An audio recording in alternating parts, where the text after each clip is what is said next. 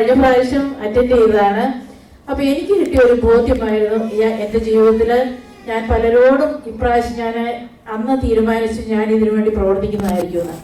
കാരണം എൻ്റെ ജീവിതത്തിൽ ഇത് ഞാൻ അറിഞ്ഞിരുന്നെങ്കിൽ ഗാഠമായി ഞാൻ അതിനെപ്പറ്റി ചിന്തിച്ചിരുന്നു. എൻ്റെ ജീവിതത്തിൽ ഞാനും എൻ്റെ ഭർത്താവും തമ്മിലുള്ള ജീവിതവും എൻ്റെ മക്കളുമായിട്ടുള്ള ജീവിതവും വളരെയേറെ വ്യത്യാസപ്പെട്ടിരുന്നേനെ.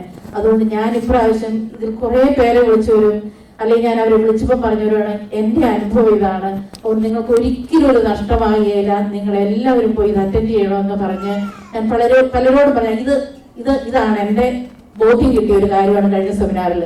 അതുപോലെ തന്നെ ഇപ്പം പ്രതഭാവ് പറഞ്ഞ മാതിരി നമ്മൾ ഇനി ഈ അനുഭവം മറ്റുള്ളവർക്ക് പങ്കുവെച്ച് കൂടുതൽ ആൾക്കാരെ ദൈവത്തിലേക്ക് എടുപ്പിക്കുവാൻ, അവരുടെ കുടുംബജീവിതം ഭദ്രമായിട്ട് അതിനെ ദൈവത്തെ അർപ്പിച്ചുകൊണ്ട് കൊണ്ടുപോകാനുള്ള ഒരു രീതിയിലേക്ക് പോകുന്നതിന് അവരെ ഒരുക്കുന്നതിനായിട്ട് നമ്മൾക്ക് കഴിയുന്നത് നമ്മൾ നമ്മുടെ ജീവിതത്തിൽ അനുവർത്തിക്കുക എന്നാണ് എനിക്ക് പറയാനുള്ളത്.